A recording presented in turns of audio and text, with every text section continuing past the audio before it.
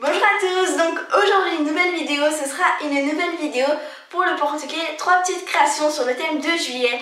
Alors comme en juillet il fait très chaud, j'ai décidé de faire un porte-clés sur les glaces. Donc il y aura une petite glace à l'italienne, un petit magnum je crois ça s'appelle, et un sorbet à l'orange, donc c'est parti. Donc en premier on va commencer par le magnum à la fraise. Donc pour ça vous allez prendre de la Fimo Rose numéro 205, alors vous pouvez prendre une autre couleur, c'est vraiment comme vous voulez, faites le magnum de la couleur que vous voulez. Donc là je suis venue l'aplatir et ensuite j'ai emporte-piécé un rond, donc en fait c'est pour tout le temps avoir la boule de la même taille et j'ai rajouté un tout petit bout de pâte. Et une fois que c'est fait, j'ai roulé légèrement et je suis venue appuyer dessus, voilà, pour faire un petit esquimau. J'ai pris un bâton et je suis venue le couper. Donc en pointe pour le mettre plus facilement dedans, et pour être sûr que ça rentre encore mieux, j'ai pris ce petit outil métallique. Donc je suis venue faire un petit trou et j'ai mis aussi le bâton dedans. Pour terminer j'ai mis, avant de mettre le piton j'ai mis un petit coup de lingette parce qu'il y avait plein de saleté dessus. Et ensuite j'ai fini par mettre un petit piton. Ensuite pour la glace à l'italienne. Donc en premier on va prendre de la pâte ocre qu'on va venir étaler et passer à la pasta machine. Ensuite ce qu'on va faire, on va prendre du film alimentaire et on va venir le tendre en fait pour plus qu'il y ait de plis et de bulles d'air. Et on va venir prendre la plaque et appuyer dessus pour que ça fasse l'empreinte comme si on faisait une gaufre. Donc on enlève et on vient emporte-piécer la pâte. Ensuite on récupère le rond, on va prendre des pastels et on va venir en fait teinter juste le dessus.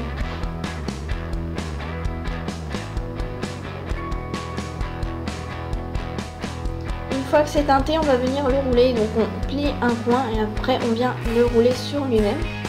Donc il y a plusieurs façons de faire un cornet, moi j'aime bien faire comme ça, après chacun fait comme il veut.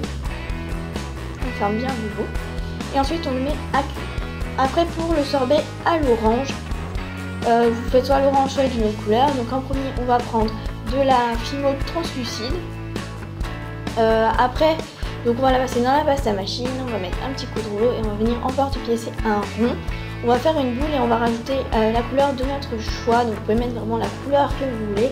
Moi j'ai décidé de mettre du orange. Et on vient mélanger jusqu'à ce que la couleur soit bien homogène et qu'il n'y ait plus de traces soit de blanc soit de orange. Donc là la couleur translucide, vous la voyez pas très bien à la caméra, mais en vrai c'est un peu mieux. Voilà, on vient la rouler et on va faire comme si on faisait un magnum, sauf que le bout on va venir le mettre en pointe et qu'on va un peu plus l'aplatir. Et ensuite j'ai décidé de faire deux petits traits sur les côtés, donc vous faites ou pas, c'est comme vous voulez. Moi je trouvais que ça faisait un petit peu plus joli avec les traits. Et ensuite on vient piquer au milieu. Donc on rajoute un piton et on met tout ça au four. Donc une fois que c'est terminé, on va venir mettre du vernis et avant on va les coller. Donc voilà, c'est comme d'habitude, on les vernis, on colle pour éviter que ça tombe, pour protéger, etc. Donc n'oubliez pas de coller le piton parce que même si vous le vissez à fond, il risque quand même un jour de se dévisser.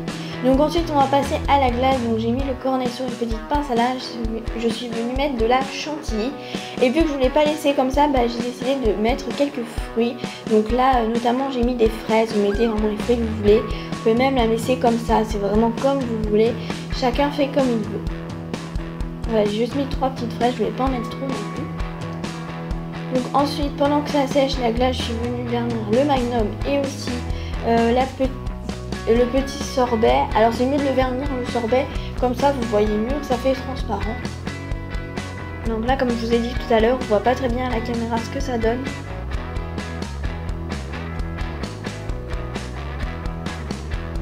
Ensuite on vient prendre le porte-clés, comme d'habitude la chaîne d'extension, 2 petites breloques. Donc pour ma part j'ai pris une petite cuillère et une bouteille de cola. Et ensuite j'ai pris un ruban et sur ce ruban il y a plein de glaces colorées. Et comme je voulais pas mettre le ruban tout seul, en fait j'ai rajouté une petite perle bleue.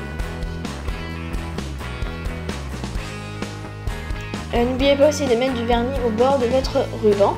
Donc là j'ai pris la perle comme je vous ai dit et je suis venue donc la mettre au bout d'une tige à œil pour pouvoir l'accrocher sur le porte-clés.